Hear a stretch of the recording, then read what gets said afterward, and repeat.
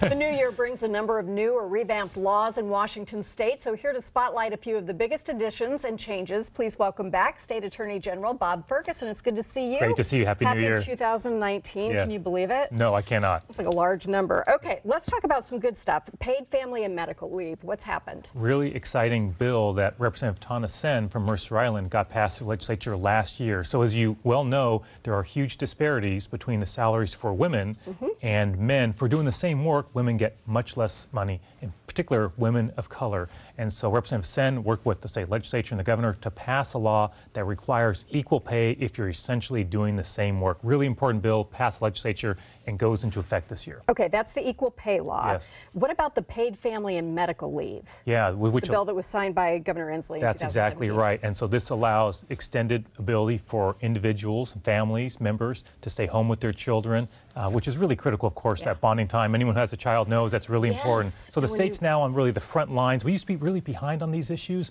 Now we really have our front foot forward on these issues. That's so important because it gives families a better start, and there are fewer problems overall when we do that. So that's wonderful. The bump stock ban and stricter semi-automatic weapons law. Yeah, these are two different laws. So one was adopted by the people through the initiative process. The bump stocks was passed by the legislature after the terrible Las Vegas shooting, where the shooter used bump stocks to turn more ordinary firearms into automatic weapons. The state legislature banned bump stocks. That means you can't even possess them. So there is a return, a buyback program that folks should look at. The federal government afterwards also banned bump stocks. So both at the federal and the state levels, those are no longer allowed. Where do you take them to sell them back if you have them? Folks should reach out to their local law enforcement agencies. The Washington State Troopers has information about this buyback program. I believe it's $150 you get, but folks should double check and go online to get the information on that. Very good. And super important, at least to me, net neutrality. Yeah, so as folks know, an open and free internet is critical to our democracy. It's critical for all of us. The federal government, unfortunately, a couple of years ago, the Federal Communications Commission changed our open and free internet, and that allows internet providers like Comcast or Verizon or CenturyLink to essentially have you pay more for access. And that limits a small business, for example, from competing with a larger business. Washington State was the first state to pass a state law saying, no, if you are providing the internet here in Washington State, you can't favor someone with more money against someone who doesn't. And that may be tested. The federal government has threatened to sue states like Washington that have passed these state laws, but we believe in an open and free internet.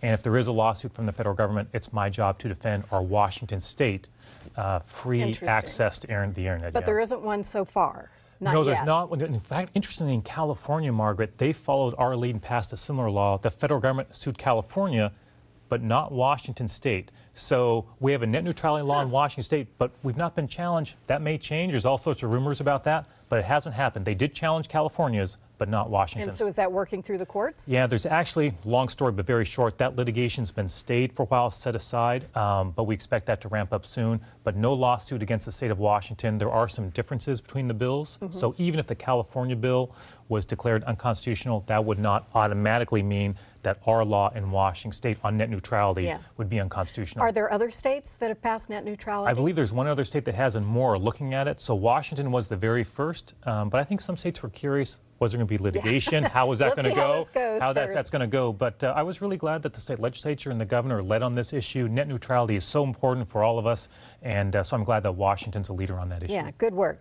Teen voter registration. This one's cool. We want more people to vote. We want people to have access to voting. Our Secretary of State is determined to do that, and so this is a really interesting one. Tell us how this works. Yeah, so Kim Wyman, our Secretary of State, helped lead this effort, and what it means is you have to be 18 to vote, of course, but you can pre-register to vote if you are 16 or 17 years old. So if you have a child, for example, or you're watching and you're 16 or 17, you can pre-register, and what that means is when you do turn 18, your ballot will automatically come in the mail. You don't have to do anything further than that. So you have to wait till you're 18. So for parents out there, if you've got a 16-year-old or a 17-year-old, get them pre-registered, then the ballot comes in the mail automatically when they're 18. Once they're 18. And get those young folks voting. How are we doing in terms of ballot security, do you feel? In Washington State, I think well, in part because we have a vote-by-mail system. You don't vote via the internet. If you only go to a polling location, right? There's a physical ballot. I miss my polling location, but I do like the convenience. And my earliest memories of democracy are going with my mother to the Queen Anne library to watch your vote and all the neighbors.